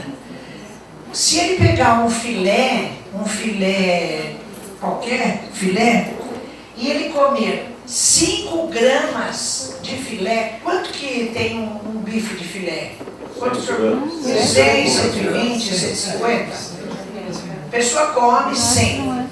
Se ele comer 5 gramas desse filé, ele já vai ter um nível de proteína de 20, o que corresponde que ele vai estar ingerindo com essas 5 gramas 25% a mais de proteína do que ele precisa por dia do indicado pela FAO. Então, esse absurdo que a gente faz de comer carne, mais um bife, um bife rolê, mais uma linguiça, só que vai indo, vai se transformando. E a gente, para fazer a diferença, não, nós somos seres humanos, temos espírito. Ainda tem espírita que quer que a gente refira o espírito humano com letra maiúscula. E os animais, princípio inteligentinho, assim, né? O princípio inteligente. Então, imagina, meu Deus, já não chega a ter sido criado por Deus, precisa fazer essa separação, né? Mas olha na Gênesis de Kardec, capítulo 11. Kardec coloca esse título instigante, hipótese sobre a origem do corpo humano. Porque se vocês refletirem bem, como é que apareceu o corpo humano aqui no planeta? Já tinha bactéria, já tinha seres multicelulares, já tinha uma porção de espécies animais, né, centenas, milhares de espécies animais, e o corpo humano apareceu como aqui, né? Então ele lança um estudo sobre a forma hipotética, bem metodológico, porque a ciência trabalha com hipóteses, e ele fala, hipótese sobre a origem do corpo humano. Olha o que está escrito no item 15. Corpos de macacos teriam sido muito adequados a servir de vestimentas aos primeiros espíritos humanos, necessariamente pouco avançados que vieram encarnar-se na Terra. Aí é que eu digo, eu não sei como queimar Kardec. Porque olha o atrevimento dessa citação, né? Porque teria outro jeito de encarnar espírito humano aqui, que não fosse algum corpo que já existia, não é? Corpos de macacos teriam sido muito adequados. Mas vamos para frente. Olha no item 16 do mesmo capítulo. Nós lemos lá. Como não há transições bruscas na natureza, é provável que os primeiros homens que apareceram sobre a Terra pouco diferenciam do macaco em sua forma exterior e, sem dúvida, também quanto à sua inteligência. Vocês lembram daquela questão que eu já citei, 849? Que a inteligência do homem primitivo pouco diferia dos anteriores? Qual é no homem estado primitivo a faculdade dominante? O instinto, o livre-arbítrio, o instinto, né? E aí no meio continua o item 16. Os corpos de macacos melhorados deram origem a uma nova espécie, a espécie humana, a qual pouco a pouco se afastava do tipo primitivo, que era o macaco, à medida que o espírito progredia. Né? Isso está lá na Gênesis, vocês podem conferir. Olha o que Emmanuel dizia a caminho da luz. Os antropóides, antropos do grego quer dizer homem, e o sufixo oide semelhante. Então, hoje os antropóides são chamados hominoides pela biologia e pela antropologia. Né? São os macacos mais parecidos com o ser humano. São os sem cauda, o gorila, o orangotango, o chimpanzé. Então ele diz, os antropóides das cavernas espalharam-se pelo globo, formando os pródromos, os modelos das raças futuras, as entidades espirituais imprimindo-lhe as novas expressões biológicas, porque através da indução dos espíritos que trabalhavam com isso, começou a acontecer mutação nesses corpos de macacos para que eles pudessem acolher os espíritos chamados humanos. Né? E olha o que Emmanuel diz no prefácio do livro Os Mensageiros de André Luiz, cuja primeira edição é de 1944. Do chimpanzé, a lei de herança, eu estou explicando genética, né? Continua no homem com ligeiras modificações. Isso que Emmanuel está dizendo aqui em 1944 é o resultado do projeto Genoma dos anos 2000, que a diferença de código genético do ser humano e do chimpanzé é de menos de 1%. Exatamente o que diz Emmanuel no prefácio do livro Os Mensageiros de André Luiz. Bom, o que a ciência diz a respeito disso que está na Gênese? Né? Eu fiquei tão preocupada com isso, pessoal, que há uns anos eu me matriculei como aluna especial lá no Instituto de Biociências da USP, numa disciplina chamada Evolução Humana, ministrada pelo professor Walter Neves, que é o Papa da Evolução Humana aqui no Brasil.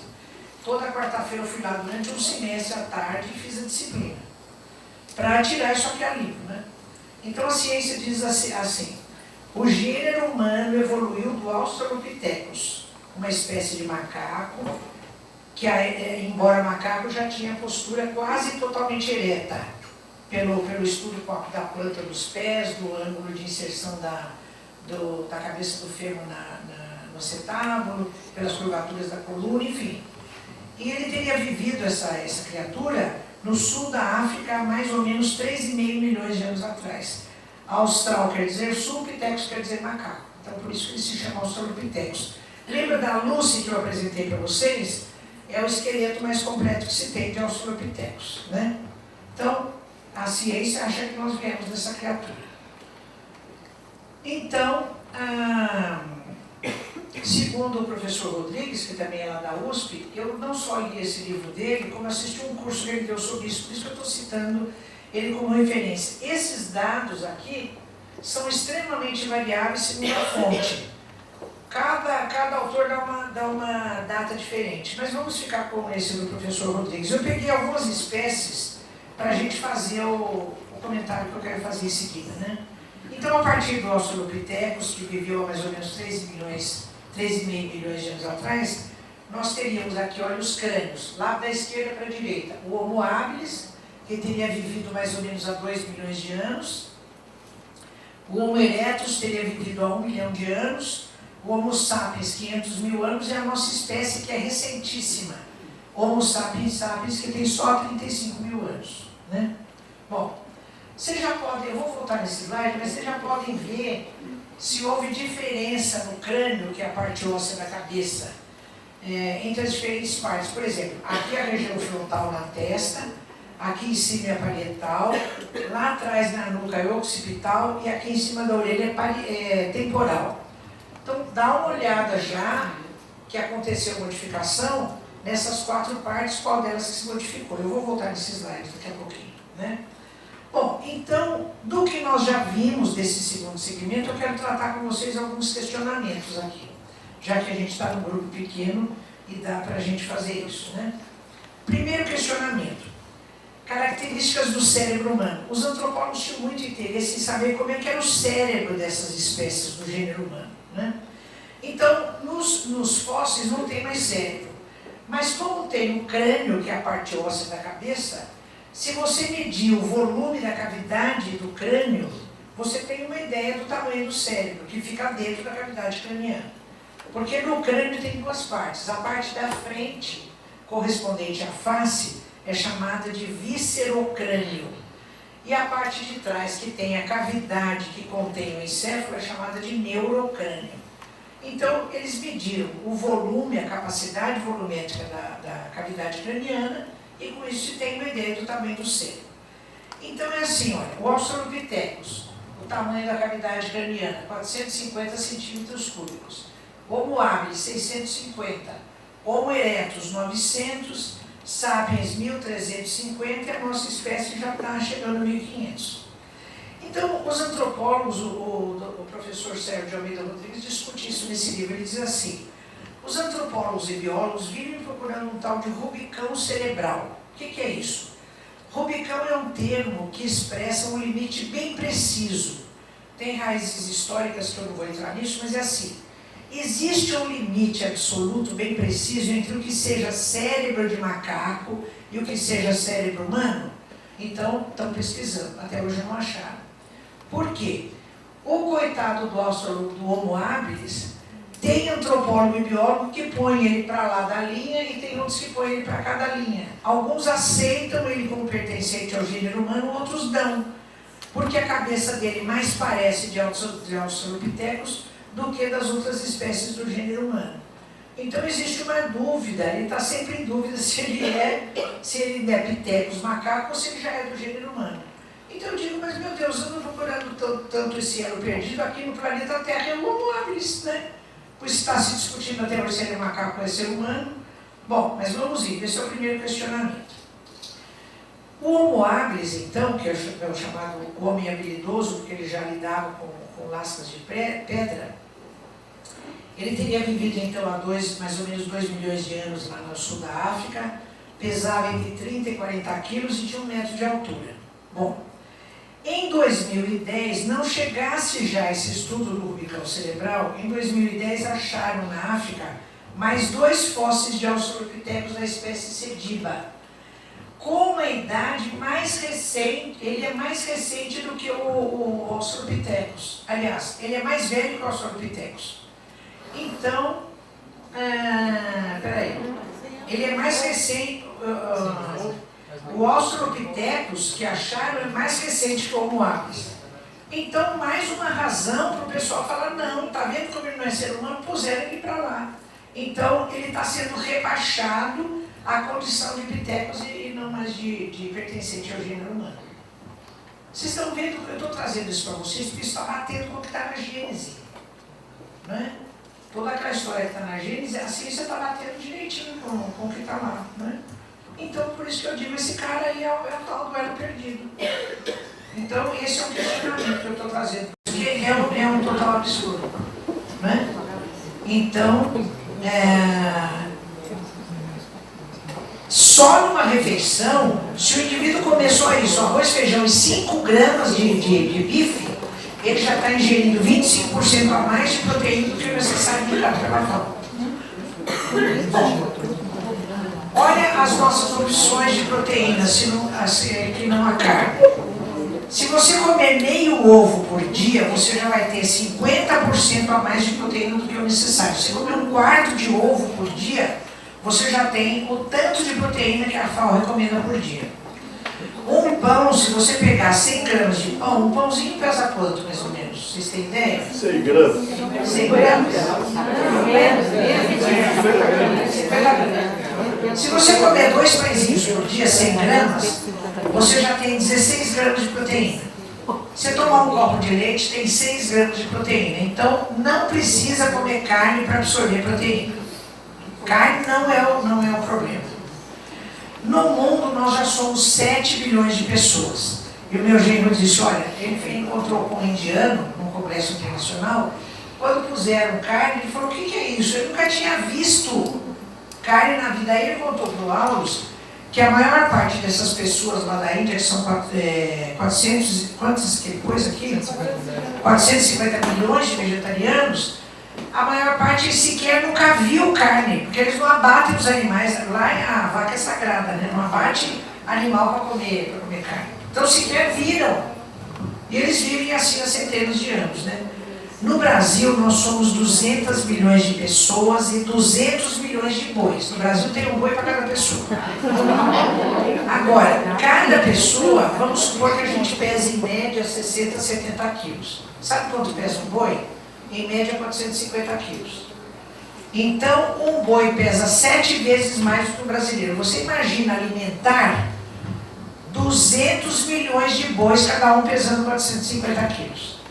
Tanto que a produção de soja, por exemplo, de milho e outras coisas aí, 80% é consumida na alimentação de animais e não na alimentação humana. Então, o nosso território brasileiro, estima-se que sejam utilizados 300 milhões de hectares para produzir alimento para bois, né? E a média de criação de boi no Brasil, segundo o IBGE, é de 1,5 hectare por boi. Quer dizer, é muita superfície do Brasil e do planeta para criar boi. A minha filha caçula é agrônoma, o marido dela também. Eles me disseram assim, se você pegar 1,5 hectare, onde você consegue criar um boi, e você plantar qualquer coisa, plantar milho, soja, feijão, qualquer coisa, a conversão alimentar vai te dar um resultado melhor do que vai dar você comendo um boi. Até porque o boi faz mal pro astral. Né? Então tem um porção de coisa aí. Bom, então, fora os bois, né? No Brasil nós temos, o IBGE estima que existam 500 milhões de cães e gatos, que são carnívoros. 50 milhões de cães e gatos, número total, né? Então eles já são consumidores secundários. Agora nós temos a opção de sermos consumidores primários e não secundários, né? Oi. Está falando muito assim, entrou o frango na parada aí. E como é que ficam os peixes? Coloca a mesma coisa nos peixes, certo? Mesmo raciocínio? O Alves me falou de carne, de boi, de coisa, ele falou de peixe, né? Não, mas quando tu fala o caso, assim, da ingestão de carne. Na ingestão de carne, os peixes estão juntos também, tem incluído os peixes também. Bom, quer dizer, você não precisa comer peixe para ter proteína. Pode ter proteína em outros lugares. Não é necessário, do ponto de vista nutricional, você comer nenhum tipo de carne. Olha o aproveitamento da área. A gente fala, bom, então, 1,5 hectare a superfície do território brasileiro. O consumo de carne é improdutivo do ponto de vista de aproveitamento de área, de terreno. A maior parcela de energia obtida dos vegetais vai para o sustento dos animais que nós comemos. Então é aquilo que eu disse, parece que 80% da produção de soja e milho era utilizada para alimentar animais e não para alimentar seres humanos, né? Para bovinos, são necessários 6 quilos de vegetais para se transformar em 1 quilo de boi. Após o abate, se aproveita 45% do boi como carne. Para 1 quilo de alimento que se usa na criação do boi, o ser humano aproveita apenas 83 gramas de carne em sua mesa. Quer dizer, do ponto de vista de aproveitamento de área, de território, do ponto de vista ecológico, de conversão energética, comer carne é um desperdício. Quer dizer, não existe nenhuma indicação para a gente comer carne, a não ser o hábito cultural, a opção cultural. Para frango, são necessários 5 quilos de milho e soja para reverter em 1 quilo de carne de frango. Bom, então é assim, ele me disse, olha, para o homem primitivo, então lá o Homo habilis, Homo erectus, comer carne foi um recurso alimentar importante, porque ele não dispunha de outra fonte de alimento, de tecnologia de produção nem processamento de vegetais que temos hoje. Os esquimós também não têm outra opção, né? Mas nós temos. Então, se você não comer carne, você não vai ter déficit de proteína. Você fala, eu não como carne, eu vou ficar hipoproteico. Não vai. Então, nunca mais digo, a gente tem que comer carne como for de proteína. Isso é um mito. Isso não existe, não é uma verdade. Se você não comer carne, você não vai sentir falta de proteína. Você deverá tomar cuidado para não ficar com falta de ferro, de vitamina B12 e de ômega 3. Então, se você de repente parar de comer carne, pode ser que você entre. Se você não recorrer a outras fontes, pode ser que você fique anêmico, fique com menos suplemento de ferro. Então precisa tomar cuidado com isso. Aí eu trouxe a seguinte coisa para vocês, olha. Se você não comer carne, não vai sentir falta de proteína, mas deverá suplementar. Ou pelo menos tomar cuidado com ferro, vitamina B12 e ômega 3. Ferro. Ferro tem nas verduras de cor verde escura, exceto o espinafre, que tem verde escuro e não tem muito ferro. Então, agrião tem ferro, couve, cheiro verde, taioba. Leguminosas como feijões, fava, grão de bico, ervilha, lentilha, tudo tem ferro. Nozes e castanhas são uma fonte boa de ferro. Melado de cana, rapadura, açúcar mascavo. Açaí é uma fruta altamente rica em ferro. Farinha, cereais matinais e leite enriquecidos de ferro também. Tem muito cereal matinal enriquecido de ferro, leite enriquecido de ferro, então é só tomar cuidado. Vitamina B12 já tem sintética e ômega 3 você encontra em peixes oleosos de água fria, tipo atum, arenque, sardinha, cavalo e salmão. Né? Encontra em óleo de canola, óleo de soja, azeite, rúcula, espinafre, linhaça e sementes de sálvia. Então, tem tem outras opções, né? Só tem que cuidar para complementar. Só tem que cuidar para não ficar especialmente o ferro, né? O ferro e a ômega 3 e a vitamina B12, né?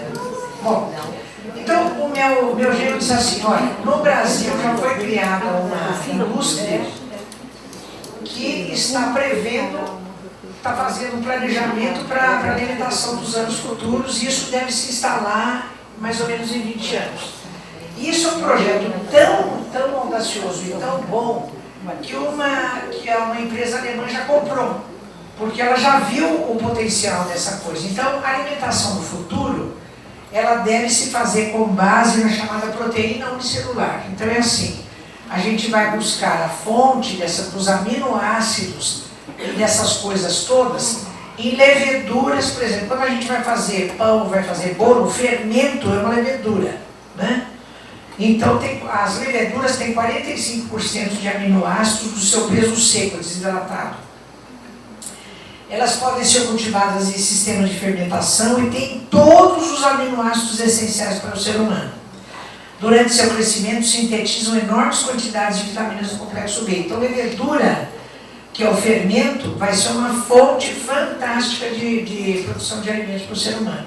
Ele falou que o pessoal que está fazendo isso, Sérgio, já põe assim, tipo bifinho de levedura com gosto de peixe, com gosto de não sei o que, sabe? Porque isso não vai ter os sabores que a gente está acostumado, né? Então eles estão fazendo já produtos com os sabores com os quais nós estamos acostumados. Algas marinhas, não só as unicelulares, mas também as filamentosas. Elas têm, as algas marinhas, enorme potencial de produção de nutrientes que sintetizam com a energia do sol e os minerais da água. Então, elas são organismos fotossintéticos, né? Usam a energia solar e os minerais da água. Chegam a ter mais de 70% de aminoácidos e podem acumular em seu interior grandes quantidades de gordura, dentre elas alguns ácidos graxos essenciais para o ser humano, o que substitui completamente a necessidade de comer peixe. Então, as coisas que a gente ainda faz comendo peixe para ter ômega 3, não sei o quê, essas algas marinhas podem suprir, né? Bactérias específicas para alimentação chegam a ter mais de 80% de proteína em seu peso seco e produzem todos os aminoácidos essenciais para o ser humano. Todo animal criado hoje comercialmente no mundo recebe em sua dieta pelo menos 2, se não os 4 aminoácidos produzidos a partir de bactérias, também cultivadas em escala comercial: o triptofano, lisina, metionina e treonina. Então, a alimentação do futuro, se a gente quiser preservar o planeta, é parar de derrubar a floresta para produzir pasto, para criar boi, para a gente comer o boi, né? Então, o projeto que já está sendo feito é de obter todos os produtos que nós precisamos a partir de leveduras, de algas marinhas e de bactérias específicas para alimentação. Hoje já tem essa opção, sim, viu? De comprar cosméticos que não são testados de outras maneiras, mas não em animais. Já tem essa opção. Bom, Sérgio, estamos chegando ao final, né? Gente, o assunto a gente sabe que ele é inesgotável. Mas o nosso objetivo com a doutora Erivelha é exatamente exatamente esse, de nós entrarmos no tema. Entrarmos no tema de uma forma embasada, com alguém que entende, e que está trazendo toda a experiência dela e todo o seu carinho para que a gente possa ter elementos para pensar sobre esse assunto. E nós vamos, na primeira semana de abril, o primeiro encontro nosso, vamos aproveitar todo esse material que a doutora está trazendo, para a gente poder, quem sabe, ainda continuar desenvolvendo, pensando e raciocinando, porque a motivação da doutora Irvênia aqui é nos instigar, exatamente nos provocar, para que a gente pense. Se a gente não ampliar o nosso conhecimento, a gente fica só confirmando o que já sabe e não evolui, né? Então, para que a gente conclua hoje essa etapa, nós queremos, do fundo do nosso coração, agradecer imensamente a presença da Irvênia. Eu que agradeço a oportunidade. A gente sabe da paixão que a Irvênia tem por esse tema, né? Já são muitos anos em cima desse assunto, e ela gentilmente veio até nós hoje para a gente poder ter esse banquete de conhecimentos, que com certeza sozinhos aqui nós não teríamos nem perto da possibilidade. Eu estava pensando em levar a Irvênia para uma churrascaria. Mas baseado nos novos conhecimentos, eu acho que eu vou levar ela para casa, um pãozinho com alface, tá bom? Com azeite de oliva, né? Mas o principal que a gente recebe aqui é exatamente essa nutrição espiritual, Irvênia. E esse nosso grupo, nós já estamos há 5 anos, boa parte de nós aí estudando vários assuntos, né? Um grupo afetivo, um grupo que se expõe, que pergunta, e exatamente esse é o espírito, para que a gente possa fomentar o nosso crescimento. Leva de nós aqui, Irvênia, a gente continua amanhã, mas desse nosso grupo aqui, o nosso carinho, leva contigo a energia vital do nosso pampa gaúcho, que não precisa da carne, mas precisa da espiritualidade principalmente, e a gente tem de sobra isso. A gente gosta das pessoas, a gente gosta de receber as pessoas, a gente gosta, o gaúcho gosta que as pessoas saiam falando bem de nós. Eu espero que tu saia com essa impressão, né? Já tenho essa impressão há muito tempo de vocês. Pois é, ele há mais de 40 anos já tinha se hospedado no Grande Hotel, né? No tempo o Grande Hotel era o hotel da cidade, né? Que nos oferecia a possibilidade de cultura, enfim. Obrigado, Irvênia.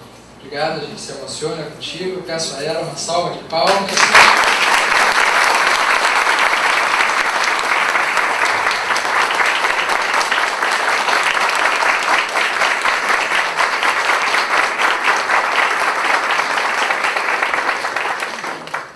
Eu convido a vocês mais nesses 3 minutinhos que nos restam, para a gente concentrar um pouquinho, para agradecer essa oportunidade de luz. Com certeza vai ser muito importante em todos os nossos dias. Recorremos à figura de Jesus e nesse momento em especial a figura de São Francisco de Assis.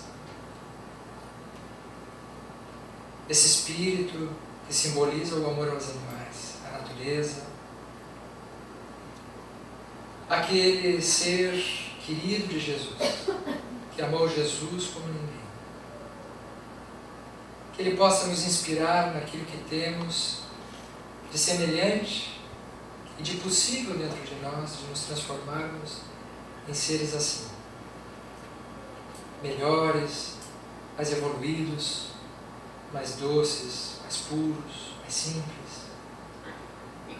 Que Tu possas, irmão, amigo, nos destinar um pouco do Teu amor, do Teu olhar, da Tua presença.